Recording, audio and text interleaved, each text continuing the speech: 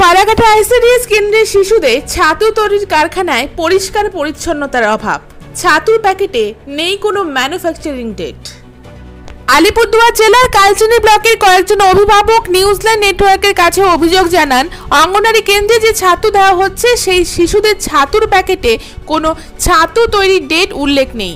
তার সাথে আরও অভিযোগ জানান, শিশুদের পুষ্টির জন্য আইসিডিএস সেন্টারে শিশুদের খাদ্য ছাতুতে বিভিন্ন প্রকার খাদ্যশস্য মেশানো থাকা উচিত। এর সাথে ভিটামিন এবং খনিজ পদার্থেরও যোগ রয়েছে। তার সাথে আরও অভিযোগ জানান, শিশুদের যে প্যাকেটে ছাতু দেওয়া হচ্ছে তাতে কোনো ছাতু তৈরির ডেট উল্লেখ নেই। সেই ধরনের প্যাকেট তুলে দেয় আমাদের সাংবাদিকদের হাতে।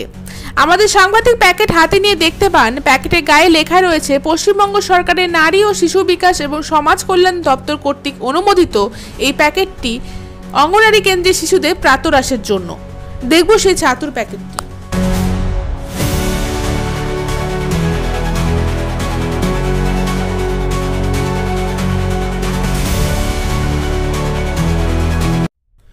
এই প্যাকেটে উল্লেখ রয়েছে 120 দিনের মধ্যেই খাবারটি ব্যবহার করতে হবে। প্রশ্ন, কতদিন থেকে 120 দিন গণনা করা হবে? আমাদের সাংবাদিক প্যাকেটে থাকার ঠিকানা দেখে শিশুদের ছাতু তৈরির ফ্যাক্টরির কাছে গিয়ে দেখতে পায় ফ্যাক্টরিতে কোনো লিখিত বোর্ড নেই। স্থানীয় মানুষের কাছে খবর নিয়ে শনাক্তকরণ করা হয়েছে এই ফ্যাক্টরিটি। রাস্তার পাশে গেট খোলা রেখে শিশুদের জন্য ছাতু তৈরি করা হচ্ছে এই ফ্যাক্টরিতে।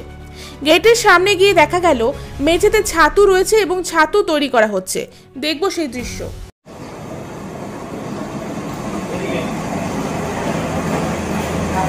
আমরা এই মুহূর্তে আছি, আমরা যে অভিযোগ পেয়েছিলাম যে শিশুদের খাদ্য যেটা ছাতু দেওয়া হচ্ছে, ছাতুটা কিভাবে দেওয়া হচ্ছে, কিভাবে বানানো হচ্ছে, আমরা শুনেছিলাম এখানে কোনো ম্যানুফ্যাকচারিং ডেট নেই। কিন্তু আজকে আমরা দেখতে পাচ্ছি, যদিও দেখতে পাচ্ছি ম্যানুফ্যাকচারিং ডেট আছে, আমরা দেখতে পাচ্ছি যদি ম্যানুফ্যাকচারিং ডেট আছে, কিন্তু এর আগে যেগুলো ছিল সেগুলো কোনো রকম ম্যানুফ্যাকচারিং ডেট ছিল না। কিন্তু শিশুদের খাদ্য কীভাবে করা হচ্ছে, কী পদ্ধতি করা হচ্ছে সেটাই আমরা দেখছি।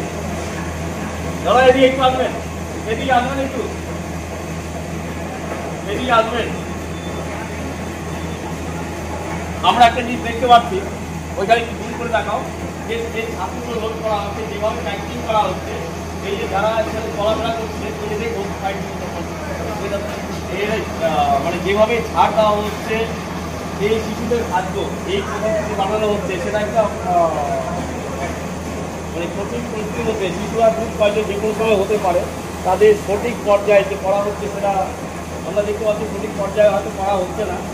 এখানে যে কেউ ব্যক্তি বাড়ি থেকে ঢুকে যাচ্ছে, জুতা পরে ঢুকে যাচ্ছে, ওই যে ধুলো কীভাবে ঝাড় দিচ্ছে আমরা দেখতে পাচ্ছি। আমাদের বলার পরে সেটা আবার ফেলে দেওয়া হচ্ছে, না হলে হয়তো এইগুলো ঝাড় দিয়েই আবার প্যাকেজিং করতো। আমরা দেখতে পাচ্ছি কীভাবে ফেলে রাখা হচ্ছে। এই যে পদ্ধতিতে প্যাকেটিং হচ্ছে, এটাই কি আদর্শ প্যাকেট করার পদ্ধতি? এটাই কি আদর্শ প্যাকেট করার পদ্ধতি? এবং তাছাড়া আমরা দেখতে পাচ্ছি এই যে কোম্পানি বা এই যে ফ্যাক্টরি যারা চালাচ্ছে তাদের কোনো রকম এই সংস্থার কোনো রকম নাম সামনে দেওয়া নেই। তাদেরকে বারবার ডাকা সত্ত্বেও আমাদের ডাকে তারা সাড়া দিচ্ছে না, তারা চলে যাচ্ছে।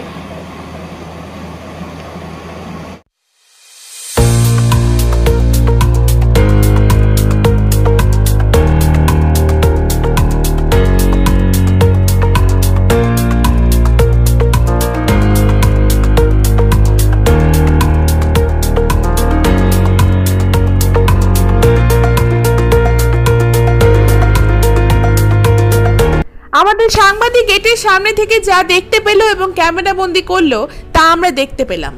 রাস্তার পাশে ছাতু তৈরি ফ্যাক্টরি গেট খোলা রেখে মেঝেতে কিসের উপর ছাতু রাখছে তা আমরা দেখতে পেলাম। আরও দেখা গেল খালি পায়ে এবং জুতো পরে কোনো রকম গ্লাস ব্যবহার না করে কিভাবে শিশুদের জন্য খাবার তৈরি করা হচ্ছে।